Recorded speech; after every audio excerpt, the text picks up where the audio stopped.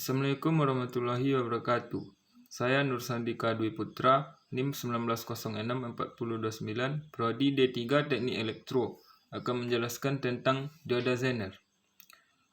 Tegangan breakdown dan rating daya. Dioda Zener adalah komponen yang berbeda dari jenis dioda lain, karena mempunyai sisi eksklusif di daerah breakdown-nya, yang bisa difungsikan untuk stabilisator maupun untuk melakukan pembatasan tegangan. Walaupun berbeda, namun pada umumnya jenis ini memiliki kesamaan struktur dari dioda lainnya. Pada gambar 1 ini menunjukkan kurva tegangan dioda Zener. Lembar data kerap kali menspesifikasikan arus maksimum dioda Zener yang dapat ditangani tanpa melampaui rating dayanya. Arus maksimum diberi tanda IZM pada gambar 1. Hubungan antara IZM dan rating daya adalah IZM sama dengan PZ max per VZ.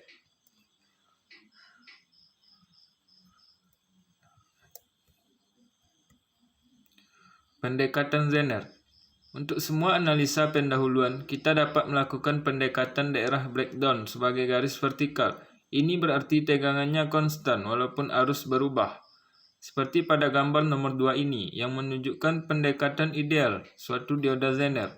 Pada pendekatan pertama, dioda Zener yang bekerja dalam daerah ekuivalen dengan baterai UZ4. Untuk memperbaiki analisa, kita memperhitungkan kemiringan dari daerah breakdown. Daerah breakdown tidak benar-benar vertikal, tetapi ada impedasi Zener yang kecil. Gambar ini menunjukkan pendekatan kedua dari dioda Zener karena impedansi Zener, tegangan Zener total UZ adalah UZ sama dengan UZ tambah IZZZ. Penggunaan dioda Zener. Contoh penerapan dioda Zener. Sesuai dengan sifat-sifat yang dimiliki, dioda Zener dapat digunakan sebagai penstabil ataupun pembagi tegangan. Salah satu contoh ditunjukkan pada gambar nomor 3 ini.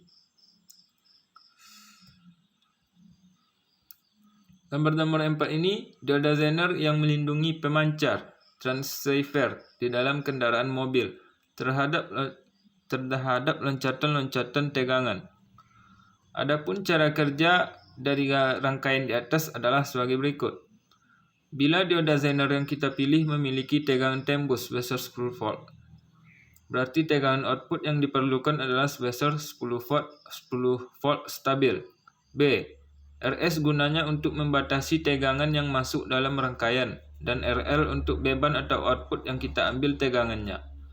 C. Seandainya tegangan input, tegangan dari filter itu naik, misalkan 16 volt, maka tegangan yang didrop oleh RL juga akan naik, misalkan sebesar 12 volt. Maka dioda Zener akan menghantar. Arus akan terbagi dua, yaitu lewat RL dan ZD. Sedangkan dioda Zener mempertahankan tegangan sebesar 10 volt, dan karena dioda ini dipasang paralel dengan RL, maka dengan sendirinya tegangan output akan tetap sebesar 10 volt.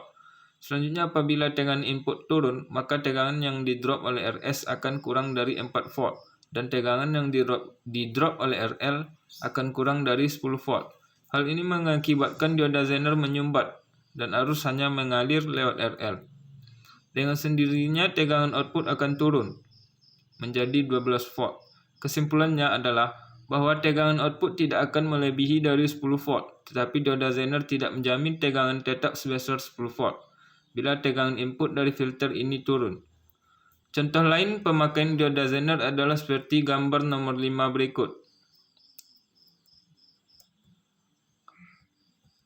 Beberapa dioda Zener dipasang berderet dan setiap dioda memiliki tegangan tersendiri, tegangan Zener. Tegangan jalan seperti di atas, maka kita akan mendapatkan tegangan 30 volt, 42 volt, dan 48,8 volt. Rumus untuk menyelesaikan rangkaian stabilitas tegangan dengan dioda Zener adalah sebagai berikut.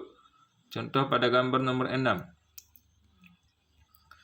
Arus pada RS sama dengan IS sama dengan UI kurang UZ per RS. IZ sama dengan IS kurang IBB. Tegangan beban URB sama dengan UZ. Arus beban sama dengan IBB sama dengan UZ per RBB. Sekian dari saya. Assalamualaikum warahmatullahi wabarakatuh.